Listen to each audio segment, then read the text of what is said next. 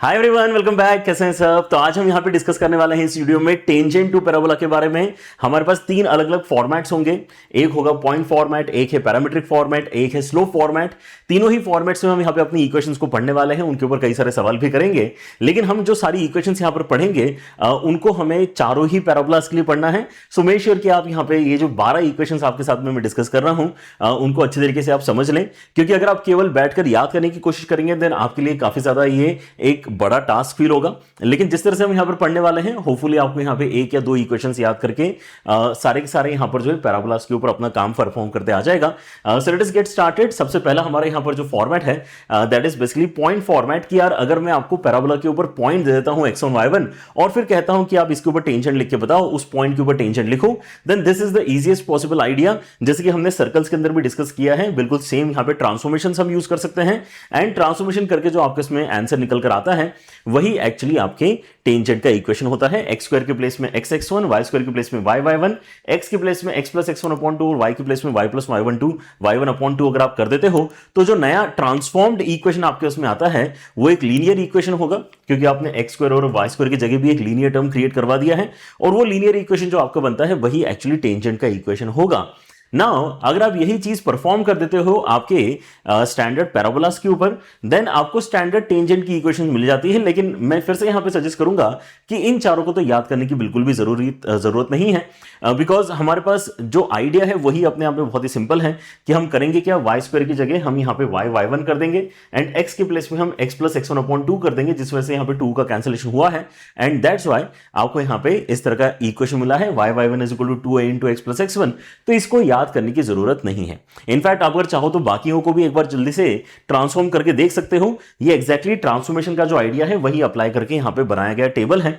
सो table हम यहां पे अपनी बुक्स में अंदर भी काफी फ्रीक्वेंटली देखते हैं। एंड चारों ही क्योंकि पैराबोलास के ऊपर डिस्कशन चल रहे होते हैं इसलिए वो टेबल काफी बड़े बड़े नजर आते हैं। So if you try to basically learn these तो यहां पर पॉसिबल नहीं हो पाता है। आपको हमेशा पता होना चाहिए कि इक्वेशंस एक्चुअली बने कैसे हैं, ताकि आप उनको एग्जाम में जरूरत पड़ने पे सही तरीके से लिख पाओ, राइट। सो जैसे यहां पर पॉइंट फॉर्मेट की अगर हम बात करते हैं तो पॉइंट फॉर्मेट बेसिकली आपका ट्रांसफॉर्मेशन की मदद से बना है। ये अगर हम ध्यान रखें तो हमारा काम हो जाता है, ठीक है ना। सो इसको तो मैं यहां पे कंसिडर करता हूं कि यार ये आपको ऑलरेडी पता है, एंड अगर पता नहीं भी है तो अब आपको पता चल चुका है कि इस तरह से हमें करना होता है काम। जैसे कि हम सर्कल में करते आए हैं वैसे ही आप पैराबोला में कर रहे हो, और इंटरेस्टिंगली ऐसे ही आप इलिप्स और हाइपरबोला में भी करने वाले हो। यही सेम ट्रांसफॉर्मेशन अप्लाई करके आपको पॉइंट फॉर्मेट में हर एक फिगर का टेंजेंट का इक्वेशन क्योंकि मिल जाता है, then this becomes one of the most easy to absorb kind of topic, जहां पे हमें कुछ भी ज्यादा याद नहीं करना है। We just know the concept और हमारा काम हो जाता है, ठीक है ना। So point form is already done, है ना, 1/3 of the task is done. कि यार ये ट्रांसफॉर्मेशन पता चल गया, मतलब हमारा फॉर्मेट कंप्लीट हो गया। पैरामीट्रिक फॉर्मेट की अगर हम यहां पर बात करते हैं तो हमें ऑलरेडी चारों ही स्टैंडर्ड पैराबोलास के जो पैरामीट्रिक कोऑर्डिनेट्स है वो पता है। तो आपको क्या करना है, आपको केवल यहां पर जो x1 y1 पॉइंट है उसको डायरेक्टली x1 y1 ना लेते हुए t के फॉर्मेट में कंसीडर करना है। सो आप यहां पर क्या करेंगे, आप पहले यहां पे इसका मतलब एक इंटरमीडिएट स्टेप हमेशा ही कर सकते हैं। अगेन अगर आप याद रखना चाहें तो यहां पर मैंने जो ग्रीन कलर से यहां पर जो है हाईलाइट करके रखा है, उस पर्टिकुलर पैराबोला के लिए y square is equal to 4x के लिए आप अलग से याद कर सकते हैं ty is equal to x plus 80 square जो इक्वेशन है उसको, क्योंकि इसके ऊपर ज्यादा सवाल देखने के लिए मिलते हैं just because of that. Otherwise मैं तो सजेस्ट करूंगा कि इसको भी आप याद ना करो तो भी चलेगा। बस आपको क्या पता होना चाहिए, ऑब्वियसली आपको पैरामीट्रिक कोऑर्डिनेट्स चारों ही पैराबोलास के पता होना चाहिए, क्योंकि आप इंटरमीडिएट स्टेप हमेशा ही एग्जाम में कर सकते हो जिसके अंदर कोई भी बुराई नहीं है, है ना। ये नहीं सोचना है कि हमें इंटरमीडिएट स्टेप करना पड़ रहा है तो हम सॉल्यूशन में किसी से पीछे हो जाएंगे। नहीं, हमें अगर पता है कि एग्जैक्टली कौन से दो स्टेप करके हम अपनी एक्चुअल इक्वेशन तक पहुंच सकते हैं तो उसमें बिल्कुल भी टाइम एक्चुअली नहीं लगता है, ठीक है ना। जैसे यहां पर मुझे पता है कि मैं अगर x1 y1 पॉइंट पे बात करूंगा तो मुझे y के प्लेस में y y1 लिखना है, एंड जो आपका x है उसके प्लेस में x प्लस x1 बाई 2 लिखना है। तो ये स्टेप लिखने में तो मुझे बिल्कुल भी टाइम नहीं लगा। एंड इस पर्टिकुलर पैराबोला के लिए 80 स्क्वायर कॉमा 280 आपका जो पॉइंट है वो कैसे काम करता है, 80 square comma 280 that works as the parametric coordinate. तो मैं यहां पे x1 और y1 के प्लेस में वही वैल्यू रिप्लेस बस कर दूंगा और जो जनरेट होगा वही मेरा यहां पर आंसर होना चाहिए। Let's have a look at it, क्या ये बात सही है। अगर मैं यहां पे ट्रांसफॉर्मेशन फर्दर कराता हूं, इन द सेंस ट्रांसफॉर्मेशन तो हो चुका है, सॉरी। अगर मैं यहां पर बेसिकली रिप्लेसमेंट्स कराता हूं x1 y1 के प्लेस में, तो y1 के प्लेस में कितना आ जाएगा 80 स्क्वायर 280 होता है, तो यहां पे 280 डाल देते हैं। राइट हैंड साइड में 2a के साथ में आपको x प्लस x1 दिख रहा है, x1 की जगह 80 स्क्वायर डाल देते हैं। And just look at the equation, क्या यही इक्वेशन हमें चाहिए थी? आपका 2a कैंसिल हो जाएगा, यहां पे आ गया है ty is equal to x plus 80 square, exactly what we wanted. ठीक है ना। अगेन आई वुड रिकमेंड कि आपने ये तीनों ही इक्वेशंस याद नहीं करनी चाहिए। यू जस्ट सी कि यार ये हम कैसे निकाल सकते हैं जरूरत पड़ने पर। ठीक है ना। वैसे भी आप यहां पे नोटिस करोगे कि हम ज्यादा से ज्यादा टेंजेंट की फॉर्मेट की अगर बात करते हैं तो या तो पॉइंट फॉर्मेट जो हमने पहले इस्तेमाल किया है वो, या फिर आगे जो हम स्लो फॉर्मेट पढ़ने वाले हैं उसको ज्यादा करके इस्तेमाल करते हैं।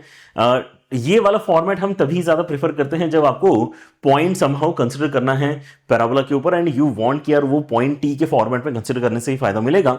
एंड तब जब आपको यहां पे टेंजेंट की इक्वेशन लिखनी पड़ती है, देन दिस डेफिनेटली हेल्प्स। ठीक है ना। मना ही नहीं है, आप इनको भी यहां पर याद कर सकते हैं, लेकिन सजेशन ये है कि आप अगर अपना वर्कलोड कम करना चाहते हैं देन अंडरस्टैंड कि ये कहां से आई है।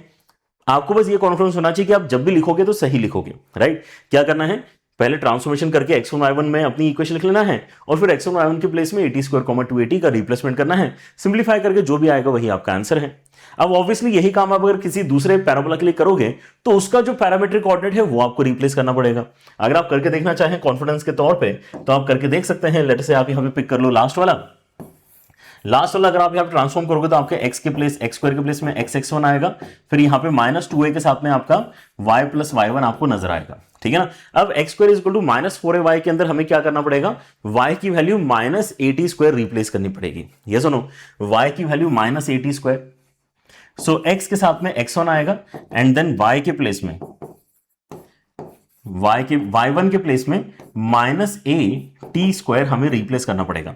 -80 स्क्वायर क्यों रिप्लेस करना पड़ेगा, ये यहां से देख के नहीं बता रहा हूं मैं तो यहीं से सोच के बता रहा हूं कि हमने क्या डिस्कस किया है पैरामीट्रिक कोऑर्डिनेट वाले डिस्कशन में। ठीक है ना, कि हमें एक ऐसी वैल्यू सोचनी होती है ताकि इसका वैल्यू एक परफेक्ट स्क्वायर जैसा नजर आने लग जाए। सो माइनस तो करना ही पड़ेगा ताकि माइनस माइनस कैंसिल हो जाएगा। And then a and t square का लॉजिक क्या है कि a स्क्वायर हो जाएगा और टी स्क्वायर भी यहां पर क्या बनाएगा, एक स्क्वायर वाली क्वांटिटी बना देगा, 4a स्क्वायर टी स्क्वायर। ठीक है ना। तो पैरामीट्रिक कोऑर्डिनेट भी आपको डायरेक्टली याद नहीं है तो चलेगा, बट पैरामीट्रिक कोऑर्डिनेट कैसे हमने लिखे थे वो वाला नॉलेज आपके पास में होना चाहिए। सो जैसे आप यहां पे वो रिप्लेस करते हो, सो 280 is the answer for x जो आपको मिलता है, तो यहां पे हम 280 का रिप्लेसमेंट करवा देंगे। एंड नाउ लेट्स सी कि यहां पे 2a कैंसिल करके जो वैल्यू क्रिएट हो रही है, क्या वैसे ही कुछ यहां पे आंसर हमें दिखाई दे रहा है क्या? So tx is equal to -y plus 80 square, exactly what is seen in the table. ठीक है ना। सो आप हमेशा अगर ये काम करने के लिए रेडी हैं देन आपको इस टेबल को भी याद नहीं करना है। So out of the 12 different equations जो आज की वीडियो में हम पढ़ने वाले हैं, उनमें से 8 इक्वेशंस आपकी ऐसी है जिनके ऊपर आपको बिल्कुल भी एफर्ट नहीं लगाना है। ठीक है ना। पहली वाली में हमने ट्रांसफॉर्मेशंस के बारे में पढ़ा, जिनको हम ऑब्वियसली यहां पे बिना सोचे समझे देखो लिख भी पा रहे हैं, राइट। एंड देन यहां पर भी हम बेसिकली कन्वर्जन कर रहे हैं from x1 y1 to parameter t, right. So that's all what you have to learn in this second portion. ऐसे ही अगले वाले पे चलते हैं, उसको भी थोड़ा सा आसान बनाने की कोशिश करेंगे। So now let us look at this table. Again table देख के थोड़ा सा बुरा लग सकता है, लेकिन आपने अभी तक रियलाइज कर ही लिया होगा कि हमें सारी चीजें यहाँ पे नहीं देखनी होती, हम यहाँ पे कुछ एक चीजों को नोटिस करके अपना काम एक्चुअली चला लेते हैं। ठीक है ना। सो स्लो फॉर्मेट में आपकी यहाँ पर जो अलग अलग पैराबोलाज हैं उनमें क्या क्या इक्वेशंस आती है उनको हम अगर यहाँ पे देखना चाहते हैं, देन पिछले वीडियो में हमने ऑलरेडी कवर किया है position of line with respect to parabola, and वहां पर हमने इस पर्टिकुलर पैराबोला के ऊपर तो ऑलरेडी काफी मेहनत करके रखी है। सो वी ऑलरेडी नो कि आपके यहाँ पे जो c का वैल्यू है वो अगर आप a by m से रिप्लेस कर देते हो तो आपको y equal to mx plus a by m ये जो मिलता है ये टेंजेंट का ही इक्वेशन मिलेगा, क्योंकि ये c equal to a by m condition of tangency ही कहलाता है। ठीक है ना। सो यही है यहां पर इंपॉर्टेंट बात जो आपको यहां पे याद रखनी है। And then once you do that, तो आपको यहां पर अभी क्या करना होगा, आपको यहां पर बेसिकली अपने जो बाकी इक्वेशन है उनको कैसे याद रखा जा सकता है उसके बारे में थोड़ा सा है ना यहां पे वर्कआउट करना है चीजें। So let us see if we can basically make things easy here as well. तो आप यहां पे नोटिस करो कि आप अगर y square is equal to 4ax के आंसर को जानते हो तो y square is equal to -4ax का आंसर लिखना कोई खास मुश्किल काम नहीं है, क्योंकि आप लिटरली देख पा रहे हो कि यहां पे जैसे a की जगह -a कर देने से ये इक्वेशन बनी है, तो यहां पर भी a की जगह -a कर देने से ये इक्वेशन बन जाएगी। वैसे ही अगर आप इस पर्टिकुलर पैराबोला के टेंजेंट को अगर याद कर लेते हो, इसलिए यहां पर मैंने इन दोनों चीजों को हाईलाइट किया है। अगर आप जैसे इसको याद कर चुके हैं, वैसे अगर आप इसको भी याद कर लेते हो तो आप ये रियलाइज करोगे कि यहां पे भी एक ही जगह -a करके फोर्थ वाला पैराबोला आपका जनरेट हो रहा है, तो यहां पर भी एक ही जगह -a करने से जो इक्वेशन जनरेट हो रही है वही आपके टेंजेंट की इक्वेशन होना चाहिए, which can be seen clearly here as well. तो अगर आप यहां पे 4 में से 2 का इक्वेशन भी अगर याद कर लेते हो तो बाकी दोनों आपको याद करने की जरूरत नहीं। आप बस ये याद रखो कि हमें एक ही जगह -a कर देना होता है और उससे जो आपकी इक्वेशन डेवलप होती है वो उस पर्टिकुलर पैराबोला की इक्वेशन बन जाती है, ठीक है ना। तो इन दोनों का ग्रुपिंग ठीक तरीके से हो चुका है, इन दोनों का ग्रुपिंग ठीक तरीके से हो चुका है ना। ये वाली वैल्यू हम कैसे निकाल सकते हैं? इसको निकालने का एक तरीका तो वही है जो हमने पिछले वीडियो में डिस्कस किया था कि y equal to mx plus C हम मानेंगे कि यहां पर हमारा क्या है, टेंजेंट है to this particular parabola x equal to 4ay। और क्या करेंगे इसके बाद में, हम बेसिकली अपने जो d का वैल्यू है, मतलब दोनों को सॉल्व करते समय जो क्वाड्रेटिक बनेगा उसका जो डिस्क्रिमिनेंट आएगा उसको हम इक्वल टू 0 करेंगे। वहां से अगर आप सॉल्व करके देखते हो सो -am², वहां से आपका c का वैल्यू निकलेगा। जैसे c का वैल्यू a/m हमारा निकला था फॉर दिस पैराबोला, वैसे इसके लिए -am² निकलेगा and that's how you will get the final answer in this case. लेकिन इसको करने का एक दूसरा तरीका भी हो सकता है। इसको करने का दूसरा तरीका यह हो सकता है, जो ट्रांसफॉर्मेशन का मेन आइडिया है वो ये है कि जैसे कि हम यहां पर देख पा रहे हैं कि यार यहां से यहां तक आने में आपने केवल एक एक्स्ट्रा माइनस साइन इंट्रोड्यूस किया है, एक ही जगह -a किया है, तो यहां पर भी एक ही जगह -a करने से आपकी टेंजेंट की इक्वेशन बन चुकी है। तो अगर आप ये नोटिस करो कि यहां से यहां तक आने के लिए आपने क्या चेंज किया है, then this might help us in getting the equation of tangent also. So अगर आप फर्स्ट से लेके थर्ड में डायरेक्टली जंप करना चाहते हैं तो आपने नोटिस करना चाहिए कि हमने x और y की पोजीशंस को एक्सचेंज कर दिया है। तो यही ट्रांसफॉर्मेशन अगर मैं टेंजेंट की इक्वेशन में कर देता हूं तो मेरे पास में जो इक्वेशन बनेगी वो इस नए टेंजेंट की इक्वेशन एक्चुअली बन जाना चाहिए, ठीक है ना। सो हम क्या यहां पर कोशिश कर रहे हैं कि ये जो सेकंड हाईलाइटेड इक्वेशन है इसको भी अगर मैं याद ना करूं, मैं अगर पहली वाली इक्वेशन से ही डिराइव कर पाऊं ये वाला इक्वेशन, तो हमारे लिए और ज्यादा बेनिफिट हो जाएगा। थोड़ी कम चीजें हमें यहां पे याद करनी पड़ेंगी, that is the main motive in this particular discussion. तो आप यहां पे क्या नोटिस करोगे कि हमें क्या करना है, हमें x के प्लेस में y के प्लेस में x रिप्लेस करना है, ठीक है ना। सो हमारा जो कॉम्बिनेशन है वो क्या है, y² is equal to 4ax। इस पैराबोला के लिए जो टेंजेंट की इक्वेशन है वो y is equal to mx plus a/m है, ठीक है ना। सो अगर मैं x² is equal to 4ay की बात करता हूं तो आई कैन क्लियरली सी कि यहां से यहां तक आने के लिए x और y एक्सचेंज किया है, तो यहां पे भी x और y एक्सचेंज करके जो मेरे पास में इक्वेशन आएगी वही एक्चुअली क्या हो जाना चाहिए, यही आपके टेंजेंट की इक्वेशन हो जाना चाहिए, विच इज एक्चुअली ट्रू। बस यहां पे प्रॉब्लम यह है कि ये जो m लिखा हुआ क्वांटिटी आपको नजर आ रहा है, this can not be treated as actually the slope of the given tangent. ये बस यहां पे थोड़ा सा मिसमैच है, राइट, क्योंकि आपका जो स्लोप का वैल्यू होता है वो x का कोएफिशिएंट होता है, ना कि y का कोएफिशिएंट, ठीक है ना। तो पहले तो हम यहां पे इसको अच्छे से लिखना चाहेंगे, y equal to mx plus c के फॉर्मेट में पहले इसको कन्वर्ट करना चाहूंगा, ठीक है ना। सो ये क्या हो जाएगा आपका my is equal to x minus a/m, and then यहां से मैं m को भी हटाना चाहूंगा तो ये आ जाएगा 1/m, उसके साथ में x minus a/m²। And now once I have done this, तो मैं यहां पे रियलाइज करता हूं कि अच्छा ये actually y equal to mx plus c वाला फॉर्मेट बन रहा है, राइट। ये actually y equal to mx plus c वाला फॉर्मेट बन रहा है, लेकिन अब यहां पे जो क्वांटिटी कोएफिशिएंट है वही मेरा स्लोप होना चाहिए, मतलब इसके पहले जो m लिखा हुआ है वो एक्चुअली स्लोप नहीं है, राइट। सो इस चीज को सही तरीके से मेंशन करने के लिए हम क्या कर सकते हैं, यहां पे इनिशियली m के ऊपर डैश लगा सकते हैं, ठीक है ना, जस्ट टू मेक क्लियर कि यार ये जो m का वैल्यू है this is actually not the slope, क्योंकि स्लोप तो यहां से पता चल रहा है ना हमें कि 1/m' आपका स्लोप है। तो 1/m' को हम यहां पर क्या कर सकते हैं, m से रिप्लेस कर सकते हैं, तो y इक्वल टू mx हो जाएगा, एंड माइनस a के साथ में आप अगर सोचोगे तो 1/m' की वैल्यू को अगर हमने m बोला है तो 1/m' का जो स्क्वायर है वो m का स्क्वायर हो जाएगा, and that's how you get the exact value, ठीक है ना, y equal to mx minus am²। समझ में आया? तो अगर आप यहां पे देख सकते हैं कि आपके ओरिजिनल इक्वेशन में क्या ट्रांजिशन हुआ है, तो वही ट्रांजिशन अगर आप अपने टेंजेंट की इक्वेशन में भी कर देते हो तो आपको उस पर्टिकुलर पैराबोला की टेंजेंट की इक्वेशन एक्चुअली मिल जाती है, ठीक है ना। क्या किया यहां पर हमने x और y को एक्सचेंज कर दिया है। रियलाइजेशन जो है वो भी यहां पर आगे सबको समझ में आ गया होगा कि स्लोप हम किस चीज को कहते हैं। जब मैं y equal to mx plus c का फॉर्मेट जनरेट करता हूं तो उसमें जो x का कोएफिशिएंट होता है उसको हम स्लोप कहते हैं। तो we can not be saying this as m, तो हमने उसको m' कर दिया है। फिर यहां पे x का जो कोएफिशिएंट बना है सही फॉर्मेट में उसको हमने m बोला है, तो हमारे पास में करेक्ट स्लोप फॉर्मेट में टेंजेंट की इक्वेशन आई है, ठीक है। ग्रेट। सो ये आपके आइडियाज हैं, आपको इन दोनों में से जो भी आइडिया ठीक लग रहा है आप यहाँ पे इस्तेमाल कर सकते हैं। आई वुड सजेस्ट कि आप यहाँ पे 2-4 भी बार अगर प्रैक्टिस करोगे, रिवाइज करोगे, तो आपको ये वाली चीज याद हो जाएगी, ठीक है ना, कि y equal to M x plus a by m एक तो स्टैंडर्ड इक्वेशन जिसको याद करना है, and y equal to M x minus a m square standard equation जो हमें याद करना है। इन दोनों को याद कर लो, है ना, क्योंकि ये तब भी थोड़ा सा ट्रबलसम है, लेकिन ये दोनों तो बिल्कुल भी ट्रबलसम नहीं है, ठीक है ना। ये तो हमें सीधे सीधे दिख ही रहा है कि ए की जगह माइनस ए कर दिया, ए की जगह माइनस ए कर दिया, तो नीचे वाली इक्वेशन आ गई है। सो जो ब्लैक कलर से आपको दिखाई दे रहे हैं वो तो आप याद मत करो, लेकिन ये वाला याद डेफिनेटली आप कर सकते हो, ठीक है ना। ओरिएंटेशन पॉइंट ऑफ व्यू से एक राइट ओपनिंग वाले को याद कर लो और एक अपवर्ड फेसिंग वाले को याद कर लो, आपका काम हो जाएगा, ठीक है ना। लेकिन आप यहां पर देख सकते हैं कि थोड़ा और हमने यहां पर क्या किया है, 2 कॉलम्स और इसके अंदर लिखे हुए हैं, which actually is again very very important, क्योंकि आप यहां पर क्या देख रहे हैं, आप यहां पर देख रहे हैं कि पॉइंट ऑफ कॉन्टैक्ट हमें स्लो फॉर्मेट में अलग से याद करना ही पड़ता है, ठीक है ना। आपने यही चीज नोटिस करी होगी सर्कल्स के अंदर भी, सर्कल में भी जो हमने स्लो फॉर्मेट में टेंजेंट की इक्वेशन लिखी थी उसके अंदर हमें जरूरत पड़ी थी पॉइंट ऑफ कांटेक्ट को याद करने की, क्योंकि आपके इसके पहले वाले जो दोनों फॉर्मेट्स होते हैं उसके अंदर तो पॉइंट हमें खुद वो सामने वाला दे रहा होता है कि किस पॉइंट पे हमें टेंजेंट की इक्वेशन लिखनी है, तो वहां तो वही चीज पॉइंट ऑफ कांटेक्ट होती है ना। पॉइंट फॉर्मेट में x1 y1 point of contact होता है, एंड जो आपका पैरामीट्रिक फॉर्मेट में उसके अंदर 80 स्क्वायर 280 जैसी जो वैल्यू है वो आपका पॉइंट ऑफ कांटेक्ट होगा, ठीक है ना।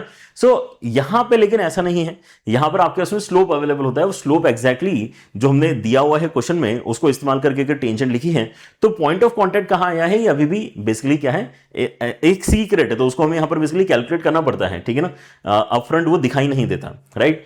सो ये सारी वैल्यूज अगर आपको याद करने में दिक्कत आ रही है, देन आप इस टेबल को याद कर सकते हो, जो कि इजी है याद करना, एंड याद करना ऐसा इजी है कि आप यहां पे टेबल में जो ऑर्डर है उसी को याद कर लो, तो आपको यहां पे क्या है कंपेयर करके याद आ जाएगा रिक्वायरमेंट के हिसाब से कि यार कौन से पैराबोला की रिक्वायरमेंट है। सो उस रिक्वायरमेंट को मैच करने वाला आपका एम और टी का कॉम्बिनेशन क्या है वो आप बेसिकली निकाल के रख सकते हो, ठीक है ना। अच्छा, ये आया कहां से है, एम और टी का जो कॉम्बिनेशन है ये बेसिकली आपके स्टैंडर्ड पैराबोलास जो है उनको डिफरेंशिएट करके जो स्लोप है ये उसी से आया है, ठीक है ना। एक मैं आपको करके दिखाता हूं, M is equal to 1/t कैसे आया आपको करके दिखाता हूं, तो बाकी सारे भी आपको क्लियर हो जाएंगे कि ऐसा क्यों हुआ है, ठीक है ना। सबसे important m is equal to 1/t वैसे ही है ना, यही वाला सबसे इंपॉर्टेंट है कि m is equal to 1/t होता है y square is equal to 4ax के अंदर, ठीक है ना। इसका मतलब क्या है, इसको ध्यान से समझने की कोशिश करना कि अगर मेरे पास में y square is equal to 4ax है, ठीक है ना। इनफैक्ट ये अच्छे से ही कर लेते हैं, अगले पेज पे करते हैं इसको। अगर मेरे पास y square is equal to 4ax है, सुनना यहां पर ध्यान से, पॉइंट ऑफ कॉन्टैक्ट की बात चल रही है, तो अगर मैं इसको डिफरेंशिएट करता हूं, अगर मैं इसको डिफरेंशिएट करता हूं तो मेरे पास में 2y dy बाई dx आएगा डिफरेंशिएट करके, एंड इधर हो जाएगा कितना 4a आ जाएगा। अगर मैं यहां पे 2y से डिवाइड करता हूं तो dy बाई dx का जो वैल्यू आपका बन रहा है वो कितना आ जाएगा, वो जाएगा आपका 2a अपॉन y के बराबर।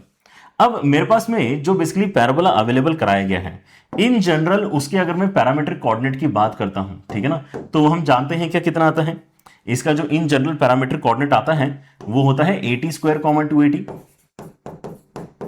मतलब y की वैल्यू अगर मैं लिखना चाहता हूं तो y की वैल्यू कितनी बनेगी, यहां पे y की वैल्यू आपके 280 के बराबर बनेगी। So let me just replace this value 280 over here, और जैसे ही आप ये रिप्लेस करते हैं तो आपको क्या मिलेगा 2a upon 280 which is giving us 1/t as the value after cancellation of 2a, ठीक है ना। और ये जो dy बाई dx आप निकाल रहे हो इसी को तो हम स्लोप ऑफ टेंजेंट कहते हैं, जिसको हम यहाँ पे m से रिप्रेजेंट कर रहे हैं। सो m इज इक्वल टू कितना आ गया है, 1/t के बराबर आ गया है, ठीक है ना। सो ये है काफी इंपॉर्टेंट आइडिया जो आपको याद रखना है कि आपका जो y square is equal to 4ax होता है उसके अंदर जो किसी भी पॉइंट का पैरामीटर है t, उसकी मदद से हम स्लोप ऑफ टेंजेंट डायरेक्टली कैसे बता सकते हैं, या फिर किसी भी पॉइंट पे अगर मुझे स्लोप ऑफ टेंजेंट पता है तो उसका पैरामीटर कैसे आइडेंटिफाई कर सकते हैं, ठीक है ना। m is equal to 1/t होता है y square is equal to 4ax के लिए, इस चीज को याद रखो, ठीक है ना। इससे बेनिफिट क्या मिल रहा है, इससे बेनिफिट ये मिल रहा है कि अगर आपको ऑलरेडी पता है कि 80 स्क्वायर 280 इसका पैरामीट्रिक कोऑर्डिनेट है, जो कि हम एक्चुअली जानते हैं पहले से, इसके साथ में हमें कंफर्ट थोड़ा ज्यादा रहता है, पॉइंट ऑफ कॉन्टैक्ट के साथ में कंफर्ट थोड़ा सा कम है,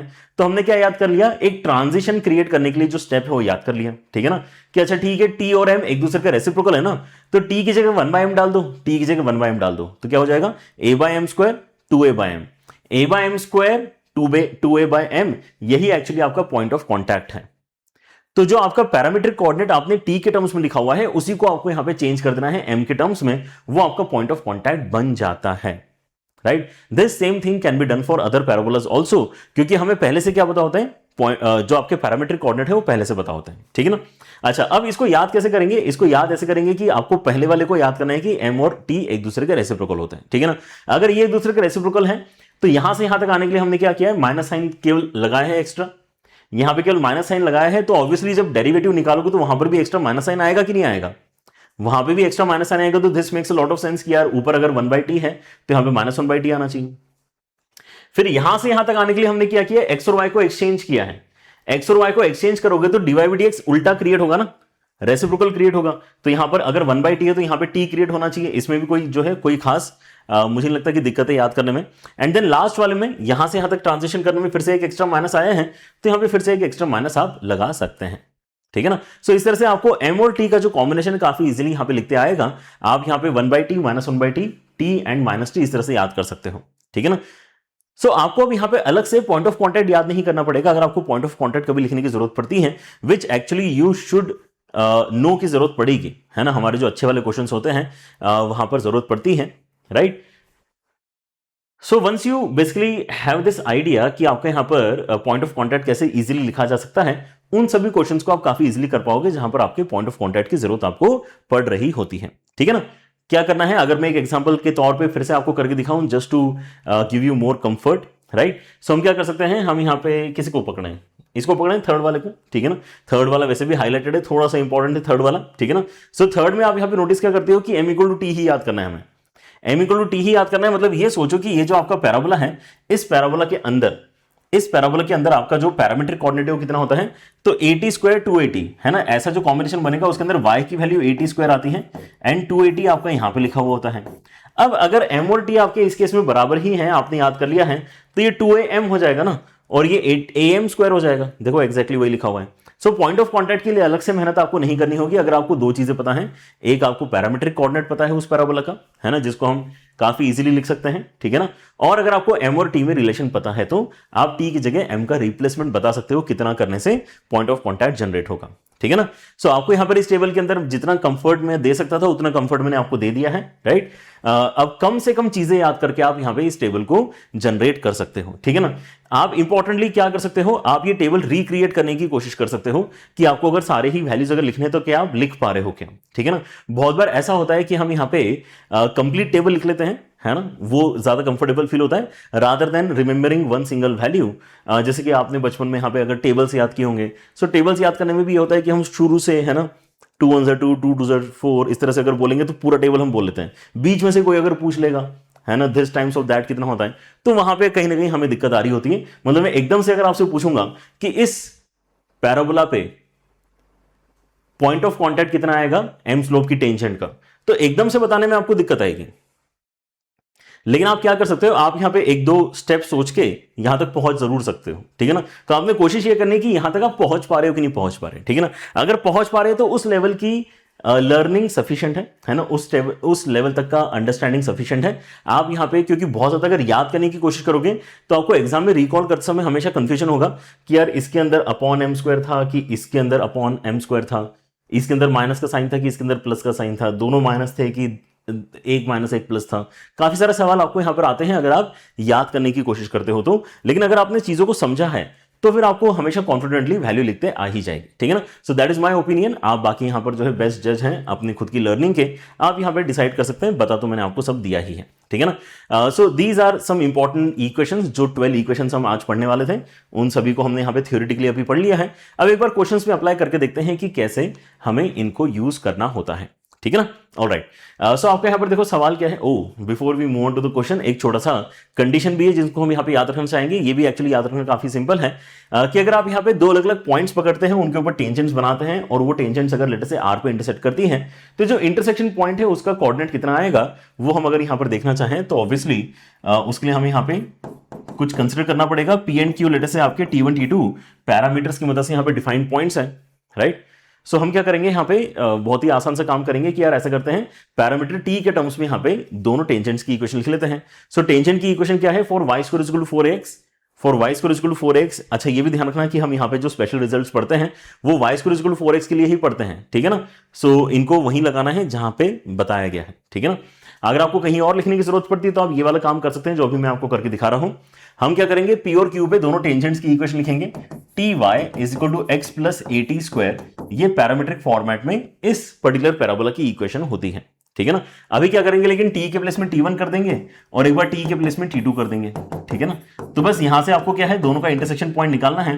तो ऐसा करते हैं, एक बार दोनों को सब्ट्रैक्ट कर देते हैं। सो टी1 माइनस टी2 के साथ में आ जाएगा y, यहां पे आ जाएगा 0 और यहां पे आ जाएगा a के साथ में t1 square minus t2 square. And यहां से अगर आप t1 माइनस t2 कैंसिल करवाओगे तो y का वैल्यू आ जाएगा आपका a into t1 plus t2, ठीक है ना। और यही वाला वैल्यू अगर आप x की कैलकुलेशन में यूज करते हो, यहां पे अगर आप डाल दोगे यहां पे y का वैल्यू, तो a t1 स्क्वायर आपका कैंसिल होते हुए आपको नजर आ रहा है एंड x का value a t1 t2 ultimately आपका बन जाएगा, ठीक है ना। सो इस तरह से आप यहां पर अपने पॉइंट ऑफ इंटरसेक्शन निकाल सकते हो टेंजेंट्स के, T1 T2 पे अगर आपने टेंजेंट्स बनाई है तो, ठीक है ना। अब ये चीज जो आपने जनरेट कर ली है, आप यहां पर देखो कि कितना इजी है इसको याद करना, अगर आप P और Q के कोऑर्डिनेट्स पहले अच्छे से ओपन करके लिख लेते हो तो, ठीक है ना। ध्यान से देखना, यहां पर जो लर्निंग है वो एक्चुअली यही है कि हम इसको काफी अच्छे शॉर्टकट के साथ में याद रख सकते हैं। a t1 square comma 2a t1 अगर आपका ये पहला पॉइंट है, a t2 square comma 2a t2 अगर आपका दूसरा पॉइंट है। तो आप नोटिस करो कि पॉइंट ऑफ इंटरसेक्शन जो आपके यहां पे बन रहा है, एक्स कोऑर्डिनेट को अगर कैलकुलेट करना चाहते हो तो आप इन दोनों एक्स कोऑर्डिनेट्स का ज्योमेट्रिक मीन ले सकते हो। क्या ले सकते हो?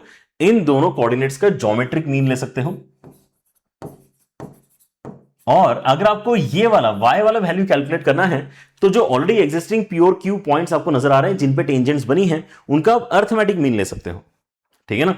सो आपके x और y की वैल्यूज इस तरीके से काफी इजीली कैलकुलेट किए जा सकते हैं। Just look at the points जिनके ऊपर आपने टेंजेंट्स बनाई हैं एंड कैलकुलेट gm और am का वैल्यू, ठीक है ना। अगेन ये किसके लिए है शॉर्टकट? ये आपके y square equal to 4x के लिए है। अगर आपको कोई दूसरा पैराबोला मिलता है तो आपको क्या करना पड़ेगा, अपनी इक्वेशन लिख के इंटरसेक्शन पॉइंट निकालने पड़ेंगे, ठीक है ना। अगर आप थोड़े एंथुसियास्टिक ज्यादा हैं, आपको अगर बाकी पैराबोलास के लिए भी ये सारे काम अगर करके रखने हैं तो आप करके रख सकते हैं और देख सकते हैं कि am gm करना होता है कि gm am करना होता है। वो सारी चीजें आप नोटिस कर सकते हैं once you actually do the calculations for other parabolas, ठीक है ना। डिस्कशन में आपके जो इंपॉर्टेंट रिजल्ट्स है उसके अंदर y square equal to 4x, इसलिए सारे टीचर्स पुश करते हैं क्योंकि मेजर सवाल आपके इसी पैराबोला के ऊपर बेसिकली पूछे जाते हैं, ठीक है ना। ओके, सो क्या करना है आपको, जो दोनों पॉइंट्स के ऊपर टेंजेंट्स बनाइए, x कोऑर्डिनेट का gm लेना है, y कोऑर्डिनेट का am लेना है एंड यही आपका आंसर हो जाता है। और ये जो gm लेना है, am लेना है, इसका भी शॉर्टकट है याद करने का, ठीक है ना, जो कि मतलब कोई सेंस नहीं बना था कि इतना ज्यादा याद करने के लिए शॉर्टकट की जरूरत क्या पड़ रही है ना, बट है तो बता देते हैं आपको। And the shortcut is Goa, Goa, ठीक है ना, कि पहले जी आता है बाद में ए आता है, इसको भी याद करना है तो आप गोवा वर्ड याद रख सकते हैं, ठीक है ना। शॉर्टकट का भी शॉर्टकट है ना, शॉर्टकट फॉर्मूला अपने आप में छोटा ही था, लेकिन उसके लिए हमने यहां पर एक ऑब्जर्वेशन देखा और उस ऑब्जर्वेशन को भी याद करने के लिए हमने यहां पर गोवा वर्ड याद रखा है कि जी मतलब क्या है, ज्योमेट्रिक मीन लेना है एंड ए मतलब अर्थमेटिक मीन लेना है। किसके लिए? जो नंबर, जो आपके बेसिकली यहां पर पॉइंट्स हैं जिनके ऊपर टेंजेंट्स बनाई गई हैं, है ना, उन वैल्यूज की बात चल रही है, ठीक है ना। एक्स कोऑर्डिनेट का ज्योमेट्रिक मीन, वाई कोऑर्डिनेट का अर्थमेटिक मीन लेने से आपको इंटरसेक्शन पॉइंट मिल जाता है। तो इंटरसेक्शन पॉइंट का फॉर्मूला क्या है? गोवा। इंटरसेक्शन पॉइंट का फॉर्मूला है गोवा। ऑलराइट, चलिए सो आगे बढ़ते हैं and let us start solving the questions now. जैसे अभी यहां पर सवाल देखो क्या बोल रहे हैं, the mirror image of the parabola this in the tangent to the parabola at the point 1,2, है ना। सवाल देखने में काफी बढ़िया है एंड आप लोग भी ट्राई कर सकते हो खुद से अगर करना चाहो तो। पहले सिचुएशन कुछ ऐसी है कि हमारे पास एक पैराबोला तो गिवन है, उसके ऊपर 1,2 पे हमने टेंजेंट बनानी है। 1,2 पे अगर मैं टेंजेंट बनाता हूं तो उस टेंजेंट में मुझे क्या करना है, इसी सेम पैराबोला का इमेज क्रिएट करके बताना है। इसी सेम पैराबोला का इमेज क्रिएट करके बताना है, ये हमारा टास्क है, ठीक है ना। तो मतलब देखो मिरर तो चलो हम यहां पे समझ गए हैं। मिरर अगर आपको यहां पर बनाना है तो आपको क्या करना चाहिए, इस पॉइंट के ऊपर टेंजेंट लिख लेना चाहिए। तो एटलीस्ट ये जो लाइन मिरर है उसके बारे में हमें यहां पे अब आगे से टेंशन नहीं होगी। Let me denote it with L, ठीक है ना। एल अगर मैं यहां पे लिखना चाहता हूं तो वो क्या है, वो बेसिकली ट्रांसफॉर्मेशन से इजीली लिखा जा सकता है, कोई दिक्कत ही नहीं है। पॉइंट अगर गिवन होता है ना तो फिर तो एक्स स्क्वायर की जगह x x one, y square की जगह वाई वाई वन, वही सारे काम करना है, ठीक है ना। तो वाई स्क्वायर की जगह y y one, y y one, y की वैल्यू कितनी है, वाई वन की वैल्यू कितनी है, 2 के बराबर है। Y y one is equal to 4 into x plus x one upon 2, x plus x1 upon 2, यहां से 2 आपका कैंसिल हो जाएगा, एक 2 यहां से भी कैंसिल हो जाएगा। So y is equal to x plus 1 is the equation of that line जो वहां पे बनी हुई आपको नजर आ रही है। ठीक है, alright. So once this is done, तो हम यहां पे आप सोच सकते हैं कि यार हमारा अब ये जो इमेज वाला फंडा है वो कैसे हम फुलफिल करेंगे। हमें पूरे पैराबोला का ही इमेज ले लेना है। हमें अगर पूरे पैराबोला का ही इमेज लेना है तो हम ये कहना चाहते हैं कि इसका मतलब हर एक पॉइंट का इमेज निकलेगा। यहां पे जो पॉइंट है उसका इमेज निकाल लो, ठीक है ना, फिर यहां पे जो पॉइंट है उसका इमेज निकाल लो, फिर यहां पे जो पॉइंट है उसका इमेज निकाल लो, फिर यहां जो पॉइंट है उसका भी इमेज निकाल लो। ठीक है ना, इस तरह से आपके इमेज निकलते जाएंगे हर एक पॉइंट के, और उन सभी पॉइंट्स को अगर आप ज्वाइन कर देते हो तो आपको अल्टीमेटली क्या मिल जाएगा, अल्टीमेटली आपको अपना जो रिक्वायर्ड पैराबोला है वो मिल जाएगा इस तरीके से। ठीक है ना, तो आप थोड़ा भी अगर यहां पे एनालिसिस करते हो तो आपको पता चलता है कि ये पैराबोला एक्चुअली एक वर्टिकल पैराबोला कहीं ना कहीं बनना चाहिए। ठीक है ना, वर्टिकल पैराबोला है तो आप अपनी सिचुएशन वैसे, लेकिन अगर उस तरह से डिस्कशन स्टार्ट करोगे तो आपको कई सारी चीजें देखनी पड़ेंगी कि आपका वर्टेक्स कहां पर है ना।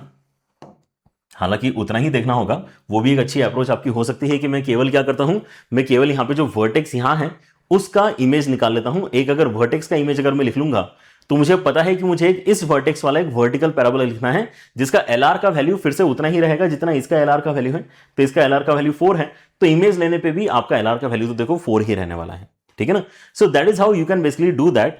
लेकिन अगर आप इमेज का फॉर्मुला लिखने ही वाले हैं, अगर आप इमेज का फॉर्मुला लिखने ही वाले हैं तो rather than taking vertex as the single point और उसका इमेज निकाल के आगे सोचोगे कि क्या आंसर आना चाहिए, राइट, उसके प्लेस में आप ये कर सकते हो कि आप एक इन जनरल पॉइंट कंसिडर कर सकते हो, लेट से 80 स्क्वायर 280, और a का वैल्यू कितना है यहां पे 1 के बराबर है। So t square 2t, in general यही पॉइंट का इमेज निकाल लेते हैं। So this point will work for any location, किसी भी लोकेशन के लिए आप यहां पे t का वैल्यू लेते हुए आगे बढ़ सकते हो और आपको हर एक पॉइंट के लिए क्या मिल जाएगा, इसका मतलब जो रिफ्लेक्टेड पैराबोला के ऊपर लाई करने वाला पॉइंट है वो पैरामीट्रिक फॉर्मेट में आपको पता चल जाएगा। ठीक है ना, तो वहां से आप पूरी पैराबोला की इक्वेशन ही आइडेंटिफाई एक्चुअली कर सकते हो। ठीक है ना, सो दो रास्ते हैं, एक ये है कि आप यहां पे 0 0 का इमेज निकालो, उसके लिए भी इमेज का फॉर्मुला तो लिखना पड़ेगा आपको। ठीक है ना, या फिर आप डायरेक्टली t स्क्वायर 2t का ही इमेज ले लो। ठीक है ना, so I am preferring that second राउट।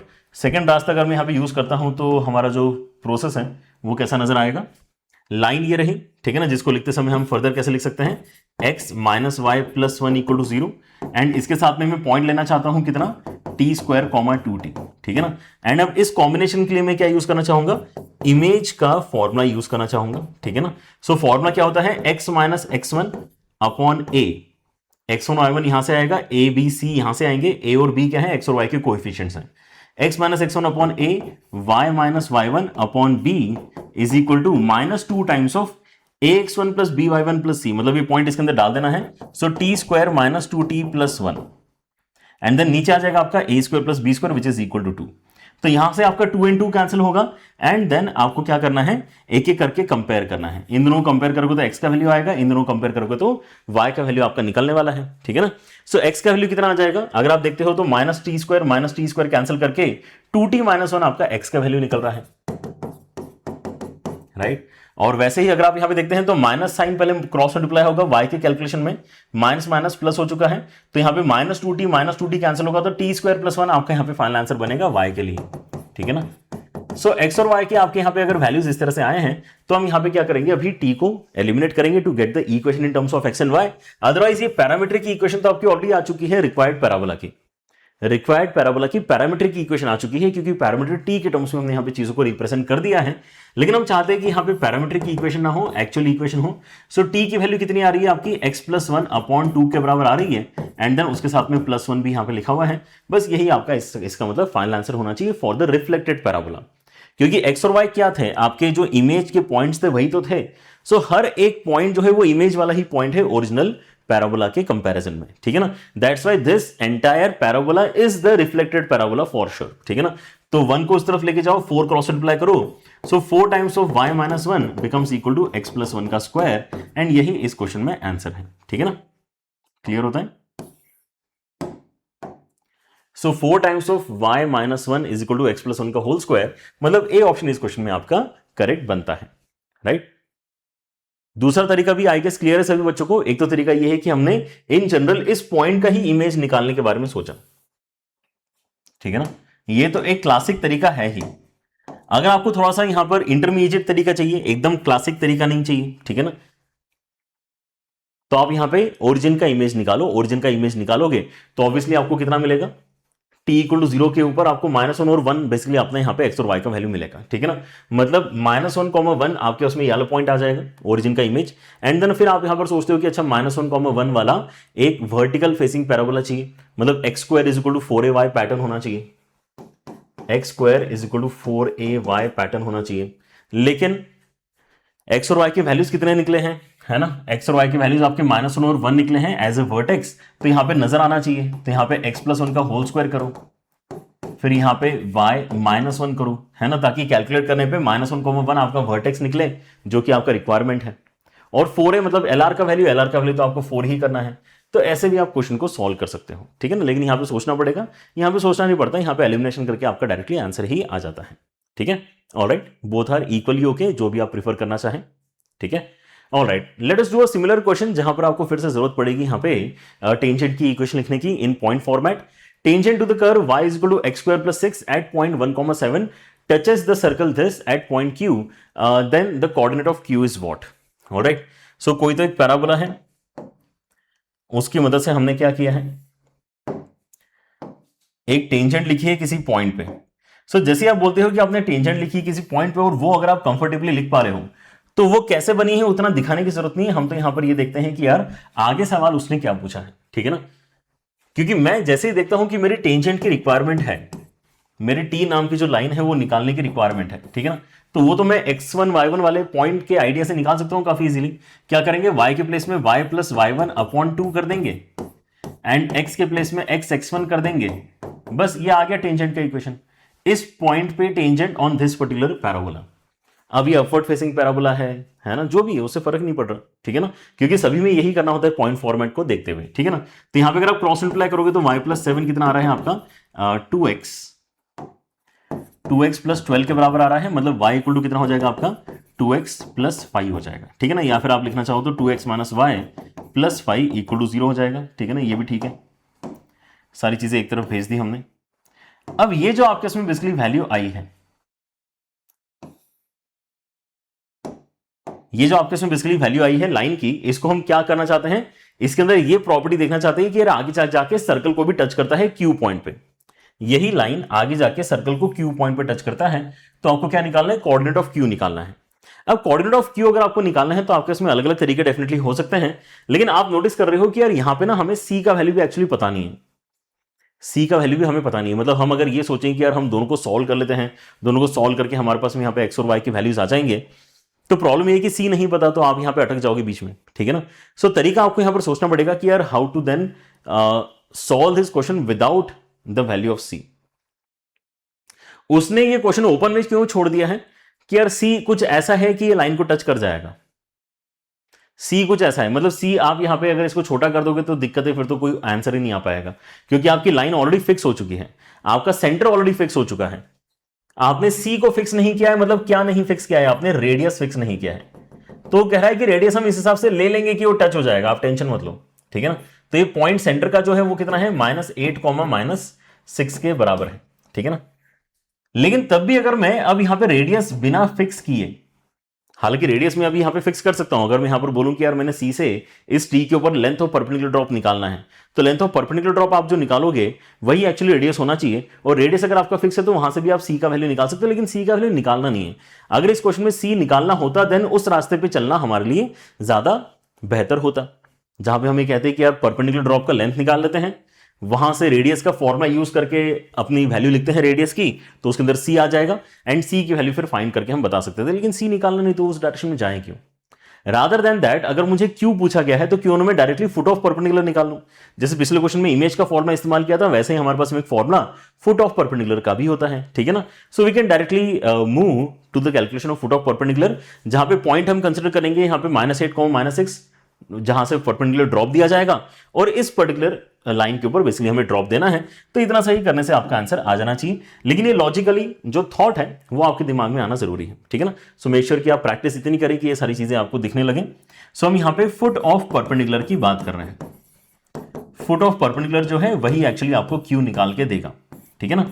सो आपका फॉर्मूला क्या है, x - x1 मतलब x + 8 अपॉन a मतलब 2, y माइनस y1 मतलब y प्लस 6 अपॉन b मतलब -1 is equal to minus of ax1 plus by1 plus c। यहां पे -8 डाल के -16 आ जाएगा, -6 डाल के +6 आ जाएगा, एंड हो जाएगा यहाँ पे +5, नीचे आ जाएगा a² प्लस b² आपका 5 के बराबर आएगा। ठीक है ना। तो यहां अगर आप ध्यान से देखते हैं तो ये दोनों मिलके -10, ये मिलके -5 माइनस मिलके +5, 5 कैंसिल करके 1। ठीक है ना। तो यहां पे आपको सिंप्लीफाई करके कितना मिल रहा है, 1 के बराबर वैल्यू मिल रहा है। सो एक बार आप यहां से कंपेयर करोगे, एंड ये जो आपको मिल रहा है यही आपके क्या होंगे, क्यू के कोऑर्डिनेट्स होने वाले हैं। ठीक है ना। तो यहां से कंपेयर करके आप देख पा रहे हैं कि x का वैल्यू -6 बनेगा, x का वैल्यू आपका कितना आ रहा है, -6 के बराबर आ रहा है, एंड y अगर आप कैलकुलेट करोगे तो कितना आएगा, -1, एंड देन उस तरफ जाएगा तो ये -7। ठीक है ना। सो -6, -7 मतलब डी ऑप्शन इस क्वेश्चन में आपका करेक्ट बन रहा है। ठीक है। चलिए आगे देखते हैं। Next that we have to solve is this. अब यहां पे स्लोप की बात चल रही है, तो ये अपने आप में एक बढ़िया सा हिंट है कि हमने कौन सा फॉर्मेट यूज करना चाहिए, है ना। Let us have a look at this question. क्या दिया है, the slopes of the tangents drawn from the point this to the parabola y square is equal to 9x are what. ठीक है ना। सो कोई तो एक पैराबोला है y square is equal to 9x जो राइट ओपनिंग पैराबोला है। अगर आप इस पैराबोला के ऊपर किसी एक्सटर्नल पॉइंट से अगर टेंजेंट्स बनाते हो, पॉइंट क्या है 4,10 के बराबर आपका यहां पर ये पॉइंट है। ठीक है ना। 4,10 अगर आप यहां पे पॉइंट कंसिडर करते हो तो यहां कहीं आएगा हवा में। ठीक है ना। एंड देन यहां से अगर आप टेंजेंट्स बनाते हो, सो टेंजेंट्स आपकी कुछ इस तरह से बनाई जा सकती हैं। ठीक है ना। I am also not drawing any perfect figure as such, बस हाँ एक एक्सटर्नल पॉइंट से दो टेंजेंट्स बना के मैंने आपको दिखा दी है। ठीक है ना। सो ये पॉइंट अगर आपका 4,10 है तो इस तरह से कुछ आपके यहां पर टेंजेंट्स बनाई जा सकती हैं। राइट। हमारा काम क्या है कि ये जो स्लोप्स आपके बनेंगे ये स्लोप में आइडेंटिफाई करके बताऊं। ठीक है ना। तो ऑब्वियसली हमें यहां पे स्लोप फॉर्मेट का इस्तेमाल करना चाहिए, क्योंकि मैं यहां पे जानता हूं कि मेरा जो पैराबोला है वो इस तरह से लिखा गया है। मतलब मैं जानता हूं कि 4a का वैल्यू किसके साथ कंपेरेबल है, 9 के साथ कंपेरेबल है। मतलब a का वैल्यू इस क्वेश्चन में कितना है, 9/4 के बराबर है। ठीक है ना। इसकी जरूरत कहां पड़ेगी, ऑब्वियसली टेंजेंट की इक्वेशन लिखने में जरूरत पड़ेगी, slope of the tangent. Alright. तो स्लोप फॉर्मेट में यहां पे हमारी इक्वेशन क्या होती है, y is equal to mx plus a/m। So a का वैल्यू है 9/4 अपॉन m। जो भी इस पैराबोला पे टेंजेंट बनने वाली है, अलग अलग स्लोप की टेंजेंट बनने वाली है, वो इसी फॉर्मेट की कहीं ना कहीं टेंजेंट्स होंगी, क्योंकि y square is equal to 4ax के ऊपर यही आपकी टेंजेंट का फॉर्मूला है, y equal to mx plus a/m। यहां पे इस पैराबोला का जो a है वो हमने ऑलरेडी डाल दिया है। सो ये जो भी m आप इनपुट में डालोगे, 1 डाल दो, 2 डाल दो, जो भी आपको डालना है m का वैल्यू डाल दो, इस कॉम्बिनेशन में जो भी इक्वेशन आएगी वो टेंजेंट की इक्वेशन होगी। लेकिन हमें रैंडम टेंजेंट की इक्वेशन तो नहीं चाहिए, हमें एक ऐसी टेंजेंट की इक्वेशन चाहिए जो पर्टिकुलरली 4,10 से बनी हुई हो। तो क्या इसका ये मतलब है कि हमें वो टेंजेंट चाहिए जिसके ऊपर 4,10 सेटिस्फाई करे? बिल्कुल सही बात है। तो आप यहां पे 4,10 इनपुट में डाल दो, इसके ऊपर और क्या करना है। ठीक है ना। तो यहां पे आ जाएगा 10, यहां पे आ जाएगा 4m, उसके साथ में आ जाएगा 9/4m, एंड यहां से आपको जो क्वाड्रेटिक की इक्वेशन मिल रही है उसको आप सॉल्व कर लो, तो आपको यहां पे m के जो आंसर चाहिए वो पता चल जाएंगे। ठीक है ना। So question now becomes pretty easy, केवल कैलकुलेशन बचा है इसके अंदर। तो कितना आ जाएगा, 40m is equal to 16m square plus 9। तो 16m square minus 40m plus 9 equal to 0 अगर आपको मिलता है तो आप यहां पे 40 कैसे क्रिएट कर सकते हैं, 36 एंड 4 की मदद से क्रिएट कर सकते हैं। ठीक है ना। So -36m minus 4m plus 9 equal to 0 हो जाएगा। So let us take out basically कितना, 4m यहां से कॉमन निकालते हैं तो यहां से आपको मिलेगा 4m, यहां से मिलेगा आपको -9, और यहां से -1 कॉमन निकालते हैं तो यहां पे 4m -9 फिर से आपको मिलने वाला है। बस हमारा काम हो गया। सो एक आंसर आपके उसमें आया है 1/4 और एक आंसर आया है आपके पास में 9/4 के बराबर, है ना। 1/4 9/4 ऐसे आपके m के दो आंसर्स आए हैं। सो बी ऑप्शन आपका करेक्ट हो जाना चाहिए। समझे। स्लोप फॉर्मेट का यहां पे इंपॉर्टेंस हमें समझ में आ रहा है। ठीक है ना। y equal to mx plus a/m हम इस्तेमाल कर रहे हैं। डन है। ऑब्वियसली मतलब स्लोप की बात चल रही है तो स्लोप फॉर्मेट ही ज्यादा करके हेल्प करेगा, तो ये क्वेश्चन वैसे सोचना इजी था। ठीक है। चलिए यहां से m के आंसर्स आ गए हमारे पास में, m का एक आंसर आ गया है हमारे पास में 1/4 और एक आ गया है 9/4। ऑलराइट।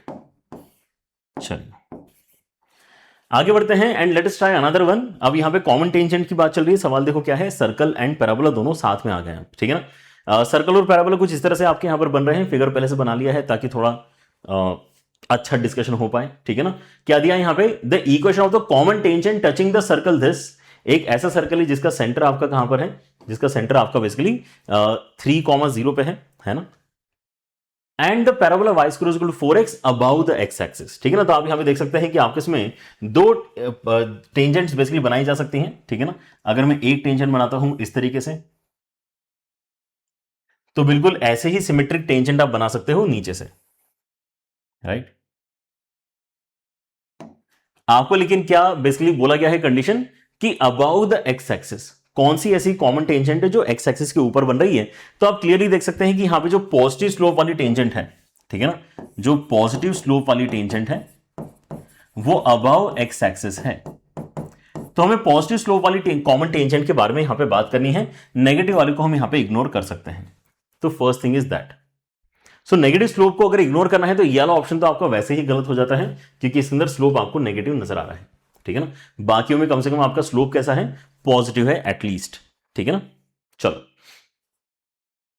सो हमें पॉजिटिव स्लोप की यहां पर बात करनी है एंड कॉमन टेंजेंट की बात करनी है। अब कॉमन टेंजेंट का सवाल अगर आपके यहां पे कोई भी पूछा जाता है तो आपके यहां पे सॉल्व करने का तरीका क्या होता है कि आप दोनों ही कर्व्स के ऊपर स्लोप फॉर्मेट में जो टेंजेंट की इक्वेशन है वो लिखकर कंपेयर दोनों को कर सकते हो, ठीक है ना। ये आइडिया ध्यान से सुन लो, ये थोड़ा यूनिवर्सल आइडिया है, सर्कल है इसलिए थोड़ा सा एक और आइडिया मैं आपके साथ में शेयर कर दूंगा, लेकिन यूनिवर्सल आइडिया क्या है कि आप यहां पे दोनों ही कर्व्स को देखो ध्यान से। एक हमारा उसमें पैराबोला है, पैराबोला पे जो टेंजेंट की इक्वेशन आएगी उसके अंदर हमारा जो फॉर्मेट है वो क्या है, y equal to M x plus A by M, A का वैल्यू यहां पे क्लियरली 1 के बराबर है, ठीक है ना। तो m का वैल्यू आप यहां पे बताओ, और m का वैल्यू अगर आपने बता दिया तो मैं यहां पे टेंजेंट की इक्वेशन बता दूंगा आपको, कोई दिक्कत की बात नहीं है, ठीक है ना। m का वैल्यू इज मिसिंग डेटा, ठीक है ना। सर्कल के लिए अगर मैं यहां पर देखता हूं तो मेरी जो इक्वेशन है वो y equal to M x plus minus a under root के अंदर m स्क्वायर प्लस 1 आता है, जहां पे a आपका रेडियस है, ठीक है ना। तो रेडियस के प्लेस में तो हम 3 डाल देंगे, लेकिन यहां पे हम नोटिस करते हैं कि यार ये एग्जैक्टली सेंटर्ड एट ओरिजिन वाला आपका सर्कल नहीं है। सर्कल चैप्टर में भी हमने टेंजेंट का डिस्कशन किया हुआ है बहुत डिटेल में, वहां पे हमने ऑलरेडी देखा हुआ है कि हमें क्या करना पड़ता है, y की प्लेस में y1, x की प्लेस में y के प्लेस में y माइनस y1 और x के प्लेस में x माइनस x1 रिप्लेस करना पड़ता है, ताकि आप शिफ्टेड सर्कल की टेंजेंट की इक्वेशन सही तरीके से बता पाओ, ठीक है ना। So I will have to do that, लेकिन यहां पे y माइनस y1 करके तो y ही आने वाला है, m के साथ में x माइनस x1 करते समय मुझे x माइनस 3 लिखना चाहिए, and then plus minus radius under root के अंदर m स्क्वायर प्लस 1, क्योंकि हम m स्लोप की टेंजेंट लिखना चाहते हैं, ठीक है ना। तो हम कंसिडर क्या कर रहे हैं, हम कंसिडर कर रहे हैं कि जो कॉमन टेंजेंट हमारी बन रही है वो m स्लोप की है, जो कॉमन टेंजेंट हमारी बन रही है वो m स्लोप की है, एंड यही एक्चुअली बेनिफिट है स्लोप फॉर्मेट में टेंजेंट लिखने का, क्योंकि इसमें पॉइंट ऑफ कांटेक्ट का डिस्कशन नहीं आता है। तो इनिशियली जब हम थ्योरी पढ़ रहे थे तो ऐसा लग रहा था कि इसके अंदर पॉइंट ऑफ कांटेक्ट क्योंकि नहीं आया तो ये बुरी बात है, लेकिन ये एडवांटेज है। कॉमन टेंजेंट लिखते समय बहुत बड़ा एडवांटेज है कि हमें एक्चुअली किस पॉइंट पे टेंजेंट बन रही है उसके बारे में सोचना ही नहीं है, क्योंकि वो दोनों अलग अलग पॉइंट्स है, एक कर्व के ऊपर अलग पॉइंट आएगा, दूसरे कर्व के ऊपर दूसरा पॉइंट आएगा, उन पे जो टेंजेंट्स बनेंगी लेकिन वो सेम बनेंगी, और वो अगर कॉमन है तो दोनों का स्लोप तो सेम होगा ना। तो हम यहां पे इसी बात का फायदा उठाते हैं कि ऊपर और नीचे जो m हमारा इस्तेमाल हो रहा है वो सेम इस्तेमाल होना चाहिए, ठीक है ना। सो यहां पे हम आके क्या बोल सकते हैं, इसको थोड़ा सा अगर मैं सिंप्लीफाई करता हूं तो y equal to M x के साथ में आपको क्या मिलेगा, minus 3m and then plus minus 3 under root के अंदर m square plus 1। So from here what we conclude is कि यार देखो, अगर m स्लोप की कोई लाइन आपने टेंजेंट बनाई है पैराबोला पे तो वो ऐसी नजर आ रही है, और m स्लोप की लाइन अगर आपने टेंजेंट बनाई है सर्कल के ऊपर तो ऐसी नजर आ रही है, लेकिन ये दोनों क्योंकि सेम ही लाइंस है, तो अगर यहां पे y इक्वल टू mx है, यहां पे y इक्वल टू mx है, तो ये जो c वाला वैल्यू है ये भी तो सेम होना चाहिए, ऐसा लॉजिक होता है, ठीक है ना। तो हम क्या बोल रहे हैं यहां पे कि यार ये दोनों जो कांस्टेंट वाले कंपोनेंट्स हैं उनको आप ना इक्वेट ही कर दो, ये सेम ही होना चाहिए, it can not be anything else, it has to be exactly this value, समझे क्या। ये यहां पर हमारा एक तरीके से क्या होता है, डिडक्शन होता है, ठीक है ना। तो हम क्या करेंगे, इसको लेफ्ट हैंड साइड में भेज के स्क्वायरिंग करवा लें। इसको लेफ्ट हैंड साइड में अगर मैं भेजता हूं तो मेरे पास यहां पर आता है 1 प्लस m, उसके साथ में आ गया 3m, इसका हम कराना चाहते हैं स्क्वायरिंग, एंड अगर राइट हैंड साइड में अगर आप देखोगे कि आप बची हुई क्वांटिटी है तो आपको यहां पे स्क्वायरिंग करा के मिलता है सीधे सीधे 9 times of m square plus 1, ठीक है ना। तो यहां पे अगर मैं ओपन करूंगा तो मेरे पास में कितना आ जाएगा, 1 by m square plus 9m square plus 6, this has to be equal to 9m square plus 9, तो ये दोनों आपके कैंसिल हो जाएंगे एंड इसी के साथ में आपको जो 1/m स्क्वायर का वैल्यू कितना मिल जाएगा, 1/m स्क्वायर का वैल्यू आपका 3 मिलेगा। ये सुनो, मतलब m स्क्वायर का वैल्यू आपका यहां पर कितना आ रहा है, 1/3 के बराबर आ रहा है। लेकिन अब मैंने यहां पे दोनों में से कौन से m को एक्सेप्ट करना है, एक 1/√3 आएगा, एक -1/√3 आएगा, दोनों ही करेक्ट हैं। कॉमन टेंजेंट तो 1/√3 स्लोप की भी बन रही है एंड -1/√3 स्लोप की भी बन रही है, लेकिन इन्होंने फाइंड करने के लिए बोला है पॉजिटिव स्लोप की टेंजेंट, तो ऑब्वियसली हम यहां पे पॉजिटिव स्लोप को कंसीडर करेंगे एंड इक्वेशन ऑफ टेंजेंट अब फाइनली रिपोर्ट करेंगे। ठीक है ना, इक्वेशन ऑफ टेंजेंट रिपोर्ट करने का सबसे आसान तरीका जो यहां पर हमें दिख रहा है वो क्या है, इक्वेशन ऑफ वो भी कॉमन टेंजेंट, ऐसी वैसी नहीं, इक्वेशन ऑफ कॉमन टेंजेंट, एक ऐसी लाइन जो दोनों ही कर्व्स को टेंजेंट है। ठीक है ना, उसके लिए यहां पे m की वैल्यू 1/√3 डाल देते हैं। सो कितना हो जाएगा, y इज इक्वल टू 1/√3 के साथ में x, और यहां पे आ जाएगा 1/√3 डाल के √3। ठीक है ना, तो पूरी इक्वेशन में √3 मल्टीप्लाई कर दो तो √3y is equal to x plus 3, ऐसा आपका यहां पे फाइनल आंसर बन जाना चाहिए। ठीक है ना, कॉमन टेंजेंट्स के सवालों को ये सॉल्व करने का जो तरीका है ये यूनिवर्सल तरीका है। ठीक है, दोनों ही कर्व्स के ऊपर आप क्या करोगे, स्लोप फॉर्मेट में टेंजेंट की इक्वेशन लिखोगे। ऑब्वियसली टेंजेंट की इक्वेशन लिखने के लिए अगर कोई शिफ्टेड कंडीशन है, शिफ्टेड कंडीशन है मतलब इन द सेंस आपका सेंटर एक्चुअली 0 0 नहीं है, सेंटर कहीं और चला गया जैसे इस केस में, तो ये शिफ्टेड सर्कल है आपका, तो आपको टेंजेंट को भी शिफ्ट करना पड़ेगा। तो टेंजेंट को शिफ्ट करने का मतलब क्या है कि फॉर्मूले के अंदर x अगर आ रहा है तो उसके प्लेस में x - x1 लिखो, y अगर आ रहा है तो y - y1 लिखो। ठीक है ना, यहाँ पे y1 की वैल्यू कितनी है, 0 है, क्योंकि यहाँ पे ब्रैकेट के अंदर y माइनस समथिंग का स्क्वायर नहीं लिखा है, डायरेक्टली y स्क्वायर लिखा है। ठीक है ना, और फिर ऐसा लिखने के बाद में आप जब यहाँ पे y equal to mx, y equal to mx separate out कर लेते हो तो जो कॉन्स्टेंट्स बचा हुआ है उनको आप इक्वेट करोगे और यहां से आपका स्लोप आपको पता चल जाएगा। ठीक है ना, एकदम स्टैंडर्ड तरीका है। लेकिन अगर आप करना चाहते तो इस क्वेश्चन में एक तरीके से और कर सकते थे, लेकिन ये केवल तभी लगेगा जब सर्कल इन्वॉल्व होगा तब, क्योंकि सर्कल के लिए हम यहां पे पहले भी डिस्कस करके आए हैं कि there is one special condition कि सर्कल के लिए जो टेंजेंट होती है वहां पे हम क्या नोटिस करते हैं कि सेंटर से परपेंडिकुलर ड्रॉप रेडियस के बराबर होता है। ठीक है ना, सेंटर से परपेंडिकुलर ड्रॉप रेडियस के बराबर होता है, ये वाली कंडीशन आप एक्चुअली यूज कर सकते हो। तो आपके उसमें ये वाली लाइन आ गई m स्लोप की, आप यहां पे इसको पहले अच्छे तरीके से m²x minus ym plus 1 equal to 0 वाले फॉर्मेट में कन्वर्ट कर लो, और फिर सेंटर आपको पता है 3,0, यहां से परपेंडिकुलर ड्रॉप का लेंथ कैलकुलेट करो और उसको 3 के बराबर कर लो, क्योंकि रेडियस आपका 3 के बराबर है। तो वहां से भी m में आपकी इक्वेशन बनेगी, m में जो आपकी इक्वेशन बनेगी वो अल्टीमेटली इसी तरह से सिंप्लीफाई होकर आपका 1/√3 माइनस 1/√3 आंसर जनरेट करेगी। ठीक है ना, so that's how you can basically solve in this particular question जहां पर सर्कल इन्वॉल्व है। ठीक है ना, लेकिन अभी हम आगे सवाल देखेंगे जिसके अंदर आपके जैसे दोनों ही पैराबोलास इन्वॉल्व है। सो आप अगर वहां पे यूनिवर्सल प्रोसेस सीख गए हो तो अब आपको बेनिफिट है, क्योंकि अब हम यही सेम तरीके से दोनों पैराबोलास को पकड़ के उनके ऊपर m स्लोप की टेंजेंट लिखने की कोशिश करेंगे। ठीक है ना, सोचो ध्यान से क्या बोला जा रहा है कि आपको फिर से कॉमन टेंजेंट ही लिखना है, लेकिन इस बार सर्कल इन्वॉल्व नहीं है, इस बार दोनों ही पैराबोलास है। ठीक है ना, तो यूनिवर्सल अप्रोच अप्लाई करना ही हमारे पास में एक तरीका बचता है। इस केस में पैराबोला 1 पकड़ते हैं, पैराबोला 1 y² 4ax है, तो इसके ऊपर स्लोप फॉर्मेट में टेंजेंट क्या होती है उसके बारे में सोचो। ठीक है ना, तो वो होता है हमारे पास में y = mx प्लस a/m। अब जो आपका सेकंड पैराबोला है उसके ऊपर स्लोप फॉर्मेट में टेंजेंट कैसी होती है, y = mx माइनस am², ऐसी होती है। याद है मैंने आपको बोला था कि यार ये दो चीजें याद कर लेना, इनके ऊपर सवाल बनाए जा सकते हैं, एंड इनको अगर हम याद कर लेते तो एक्स्ट्रा माइनस साइन वाले जो है उनको याद करने में ज्यादा दिक्कत नहीं है, एक ही जगह माइनस से करने से हमारा आंसर आ जाता है। ठीक है ना, सो let us have a look at it, क्या है यहां पर हमारी वैल्यू। आप यहां पे स्लो फॉर्मेट में जब देखते हैं then this is the formula that I am talking about. ठीक है ना, x² = 4ay अगर होता है तो y = mx माइनस am² आपका आंसर बनता है। अब ऑब्वियसली एक ही जगह आप 1 कर दोगे तो यहां पे 1 डालना पड़ेगा, 2 कर दोगे तो यहां पे 2 डालना पड़ेगा, एक ही जगह अगर आपने b लिख दिया तो यहां पे b लिखना पड़ेगा, right. So rather than having y = mx minus am², इस क्वेश्चन में हमने क्या लिखना चाहिए,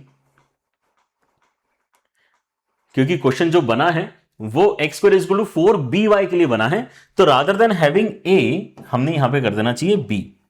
ठीक है, ये बात समझ में आ गई, क्योंकि क्वेश्चन में हमने b दिया हुआ है इसलिए आपको b करना पड़ेगा। अब अगर आप ये कहते हैं कि एक ऐसी लाइन आपने m स्लोप की इमेजिन करी है जो दोनों को ही टेंजेंट है, लेकिन अगर मैं पहले वाले पैराबोला के टर्म्स में लिखना चाहता हूं तो ऐसा दिखता है, सेकंड पैराबोला के टर्म्स में लिखना चाहता हूं तो ऐसा दिखता है, लेकिन ये होना तो सेम ही चाहिए ना।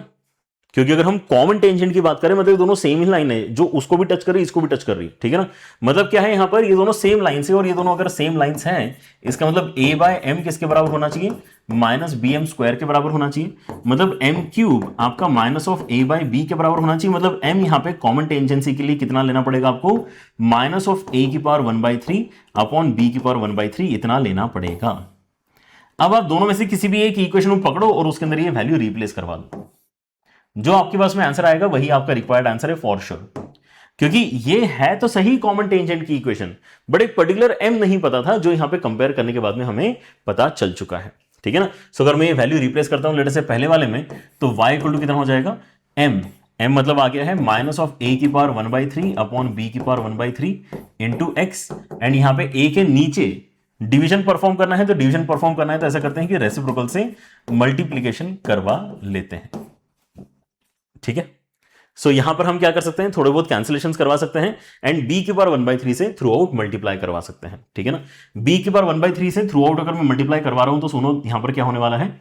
यहां पर पहली बात तो b की पावर 1/3 आ जाएगा y के साथ में, यहां पे आपको माइनस ऑफ a की पावर 1/3 इंटू एक्स मिलेगा।